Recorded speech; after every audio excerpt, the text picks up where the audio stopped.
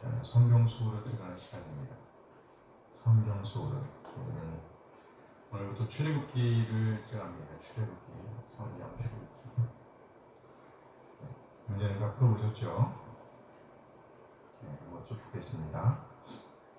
출애굽기 1장. 애굽으로 들어간 야곱 자손의 숫자는 70명. 몇 명? 70명. 70명이죠. 70명. 출애굽기 1장 히브리 산파에 대한 설명으로 틀린 것은 본문에 나오는 산파의 이름은 십브라와 부아이다. 히브리 산파는 애굽 왕을 두려워하여 왕명을 따랐다. 하나님이 산파들에게 은혜를 베푸시니 그 백성이 번성하고 매우 강해졌다. 산파들이 하나님을 경외하였으므로 하나님이 그 집안을 흥왕하게 했다. 2번. 하나님을 두려워하여 하나님의 명을 따랐어. 그렇죠. 하나님을 경외했죠. 하나님을 경외했다고 말했어요. 잘하셨습니다. 2번이에요. 출애굽기 2장 이때 태어난 남자에 대한 설명으로 틀린 것은 레위 가족 중 한 사람이 레위 여자에게 장가들어 나마를 낳았다. 이 나마는 잘생겼다. 이 나마를 2달 동안 숨겼다. 더 숨길 수 없어 갈대 상자에 담아 나일과 갈대 사이에 두었다. 3번. 1번. 석 달 동안 숨기지 않았어요? 그렇지. 속닥. 인간이라 그랬어. 석달 동안 숨겼습니다. 레위 가족 중 한 사람이 레위 여자에게 장가들어 나마를 낳았다. 출애굽기 2장 광야로 도망갈 모세와 관련이 없는 것은 모세는 미디안 땅에 머물렀다. 모세는 미디안 우물가에서 십보라를 만났다. 그녀는 미디안 제사장의 6딸 중 한 명이다. 그녀의 아버지 이름은 르우엘이다. 4번. 이드로. 이드로. 장인 이드로잖아. 근데 루엘일 수도 있었어. 봐. 모세는 미디안 땅에 되게 그럴 줄 알았어. 3번. 6달이 아닌 것 같아요. 7달이지. 예. 이드로잖아. 이드로인데 그 이름이 좀 이따 볼 거예요. 출애굽기 3장 모세가 부름받는 장면으로 틀린 것은 모세는 그의 장인 이드로의 양떼를 치고 있었다. 그 양떼를 인도하여 하나님의 산 호렙에 이르렀다. 여호와의 사자가 떨기나무 불꽃 가운데서 모세에게 말씀하셨다. 떨기나무가 다 사라진 후에 하나님의 사자가 모세에게 말했다. 4번. 몇 번? 4번. 네, 그렇죠. 불꽃 가운데서 말씀하셨죠. 네. 6번 출애굽기 3장 하나님께서 모세에게 하실 때의 장면이 아닌 것은 나타나실 때죠. 네가 선 곳은 거룩한 땅이니 네 발에서 신을 벗으라. 나는 네 조상의 하나님이다. 모세가 감격하여 하나님을 향해 두 손을 번쩍 들었다. 손을 들었다. 나는 아브라함과 이삭과 야곱의 하나님이다. 3번. 3번. 두려워하여. 그저 두려워했죠. 두려워해서 얼굴을 가렸죠. 출애굽기 3장 여호와께서 모세에게 하신 말씀이 아닌 것은 내가 애굽에 있는 내 백성의 고통을 분명히 보았다. 나는 그들의 감독자라 말미암은 부르짖음을 들었다. 내가 내려가서 그들을 건져낼 것이다. 내가 그들을 광대한 땅 광야로 인도할 것이다. 4번. 4번. 가나안 땅. 그렇죠. 4번이죠. 젖과 꿀이 흐르는 땅.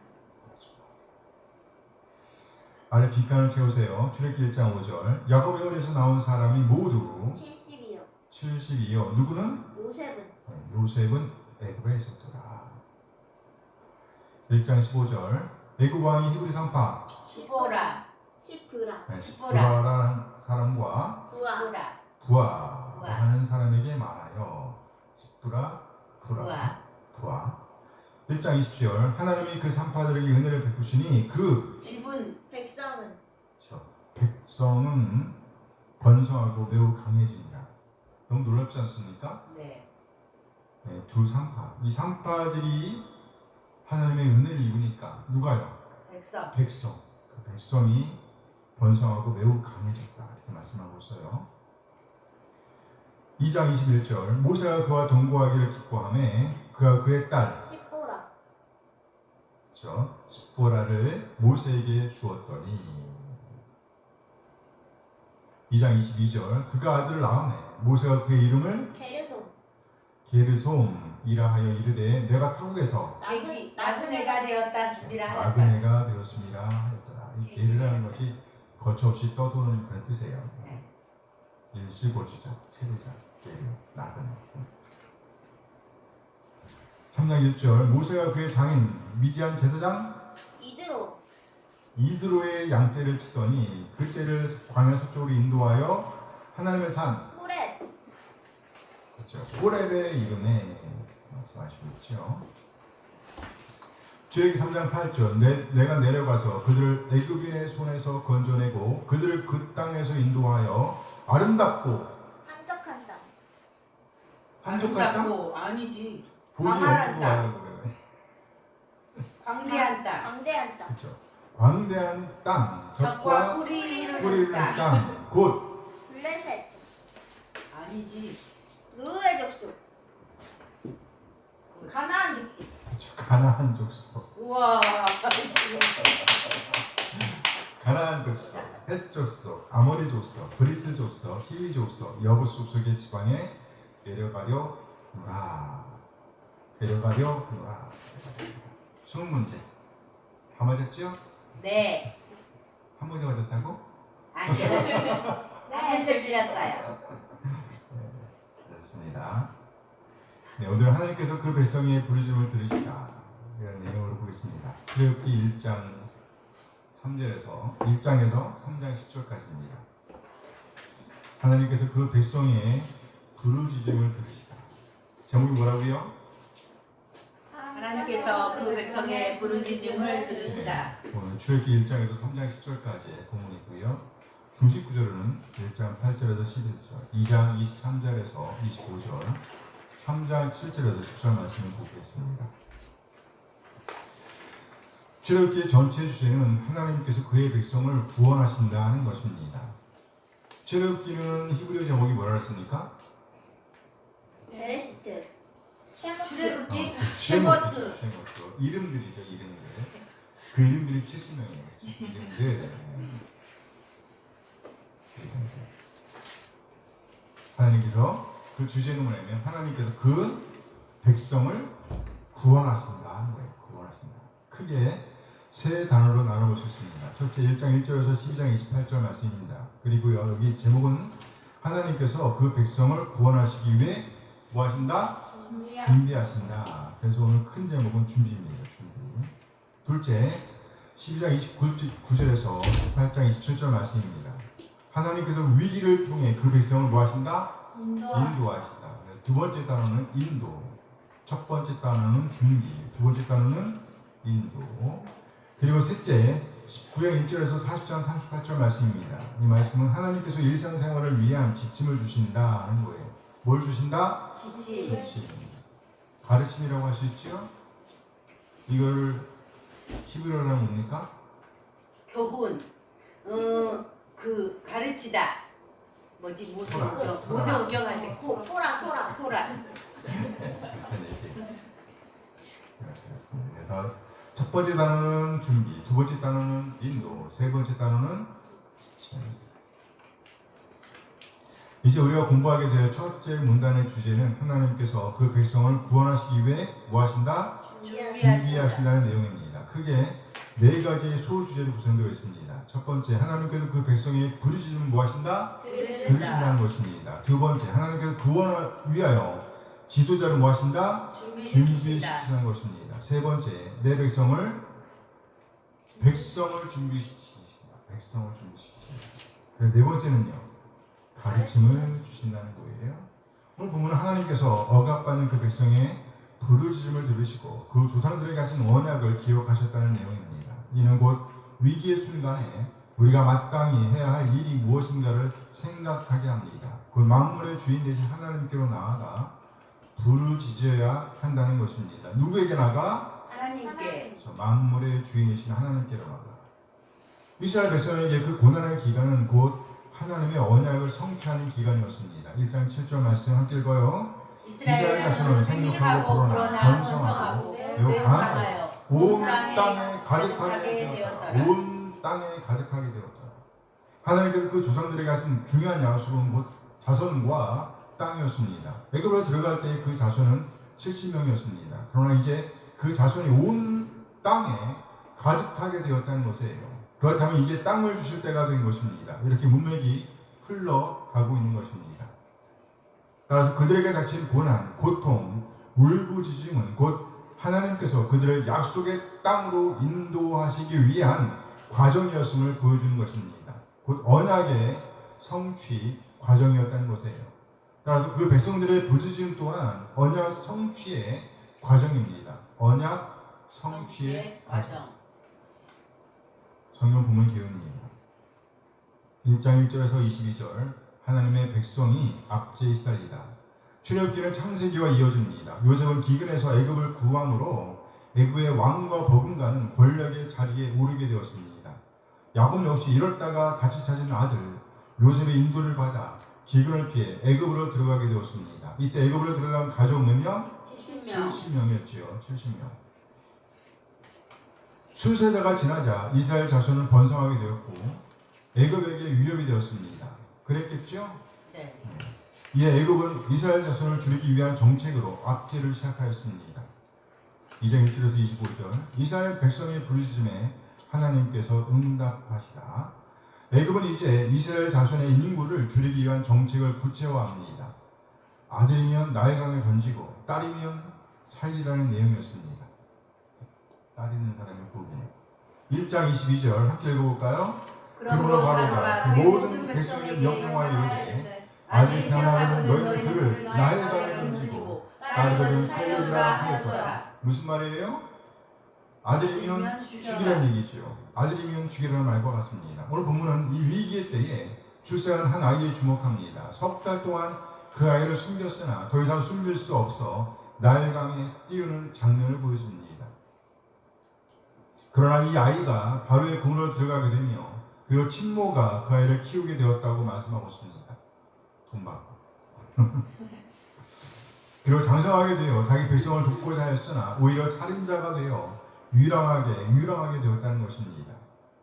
다른 한편 애굽에 남아있던 그 백성들은 고된 노동으로 인하여 탄식하며 하나님께 부르짖습니다. 2장 23절 함께 읽어요. 열의 후에 애굽 왕은 죽었고 이스라엘 자손은 고된 노동으로 말미암아 탄식하며 부르짖으니 그 고된 노동으로 말미암아 부르짖는 소리가 하나님께 상달된지라. 이스라엘 자손들은 탄식하며 부르짖었고 하나님께서 그들의 탄식 소리를 들으셨다는 것입니다. 곧 언약을 기억하셨다는 거예요. 2장 24절 말씀 함께 읽고 2장 24절 그렇죠. 어디로 빠져버렸나?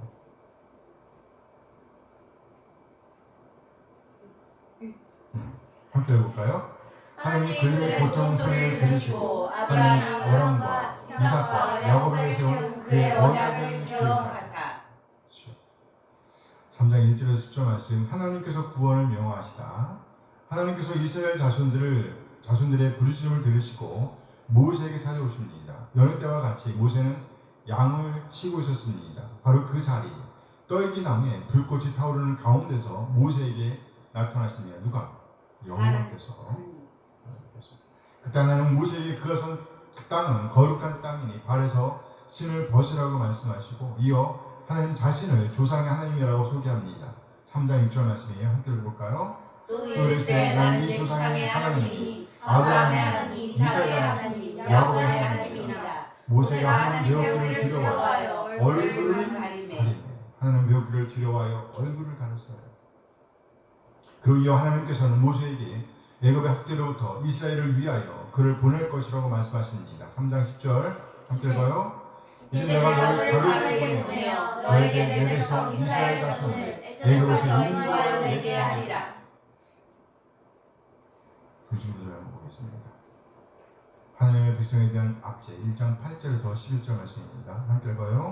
요셉을 알지 못하는 새 왕이 일어나 애굽을 다스리더니 그가 그 백성에게 이르되 이 백성 이스라엘 자손이 우리보다 많고 강하도다. 자 우리가 그들에게 대하여 지혜롭게 하자. 두렵건대 그들이 더 많게 되면 전쟁이 일어날 때 우리 대적과 합하여 우리와 싸우고 이 땅에서 나갈까 하노라 하고.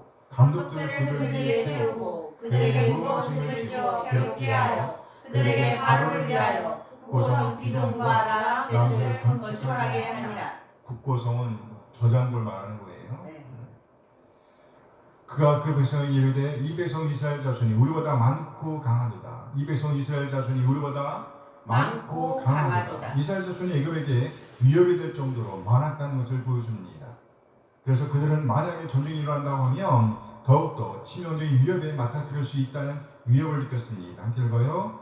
자, 우리가 그들에게 대하여 지혜롭게 하자. 두렵건대 그들이 더 많게 되며 전쟁이 일어날 때 우리 계정과 합하여 우리와 싸우고 이 땅에서 나갈까 하노라 하고.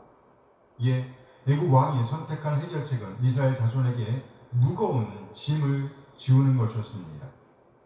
이스라엘 백성에 대한 하나님의 관심 2장 23절에서 25절 함께 읽어볼까요? 여러 해 후에 애국 왕은 죽었고 이스라엘 자손은 고된 노동으로 말미암아 탄식하며 부르짖으니 그 고된 노동으로 말미암아 부르짖는 소리가 하나님께 상달된지라. 하나님이 그들의 고통 소리를 들으시고 하나님이 아브라함과 이삭과 야곱에게 세운 그의 언약을 기억하사 하나님이 이스라엘 자손들을 돌보셨고 돌보셨고 하나님이 그들을 기억하셨더라. 하나님이 그들을 기억하셨더라. 하나님 그들의 고통 소리를 들으시고 하나님이 아브라함과 이삭과 야곱에게 세운 그의 언약을 모아사 기억하사. 이스라엘 백성들은 그들에게 맡겨진 무거운 짐에도 불구하고 점점 더 인구가 늘어났습니다. 결국 이들의 인구를 제한하는 직접적인 법이 만들어지게 되었습니다. 결국 이스라엘 백성들은 고난과 위협으로 인해 하나님께 부르짖게 되며 하나님께서 바로 그 부르짖음을 들으셨다는 것입니다. 그리고 더불어 그들의 조상들과 세운 언약을 기억하셨다고 말씀하고 있습니다. 하나님께서 그 조상들과 세운 언약의 핵심은 크게 두 가지입니다. 뭐하모? 자손과 땅. 땅이었지요. 자손은 상당한 수에 이르게 되었습니다. 심지어 당시 대국에 속하였던 애굽을 위협할 정도였습니다. 그럼 이제 남은 것은 뭐예요? 땅. 땅이죠. 땅. 자신의 백성을 위한 하나님의 계획 3장 7절에서 10절 말씀입니다. 함께 읽어요. 여호와께서 이르시되 내가 애굽에 있는 내 백성의 고통을 분명히 보고 그들의 감독자로 말미암아 부르짖음을 듣고 근심을 알고 내가 내려가서 그들을 그들을 애굽의 애굽의 손에서 손에서 건져내고 건져내고 그들을 그 땅에서 인도하여 아름답고 광대한 땅 젖과 꿀이 흐르는 땅그 가나안 족속 헷 족속 아모리 족속 그리스 족속 히위 족속 여부스 족속의 지방에 데려가려 하노라. 이제 가라. 이스라엘 자손의 부르짖음이 내게 가라고. 애굽 사람이 그들을 괴롭히는 학대도 내가 보았으니 이제 내가 너를 바로에게 보내어 너에게 내 백성 이스라엘 자손을 애굽에서 인도하여 내게 하리라. 하나님께서 기억하셨다는 것은 이스라엘 자손들에게 주실 땅을 기억하셨다는 의미일 것입니다. 3장 8절 함께 읽어요.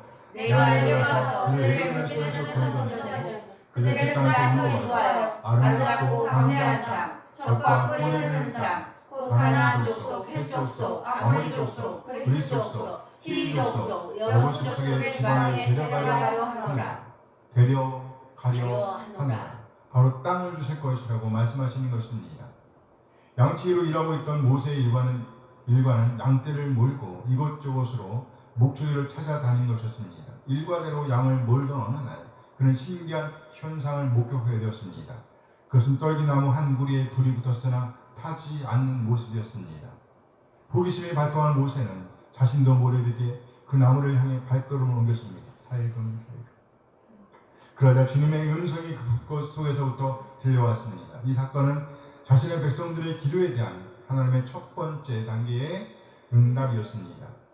하나님께서는 그 고통받는 백성들을 기억하고 계심을 모세에게 알리셨습니다. 3장 7절 여호와께서 이르시되 내가 애굽에 있는 내 백성의 고통을 분명히 보고 그들의 감독자로 말미암아 부르짖음을 듣고 그 근심을 알고 그 백성은 기도하였고 그리고 이제 하나님께서 그들의 기도를 들어주실 작정이었습니다.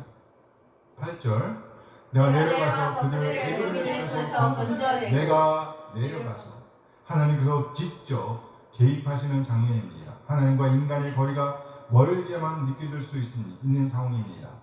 그런 상황에서 하나님께서는 그 백성을 돕기 위하여 뭐하기 위하여? 돕기 위하여 인간의 수준으로까지 내려오기를 마다하지 않으셨다는 것입니다.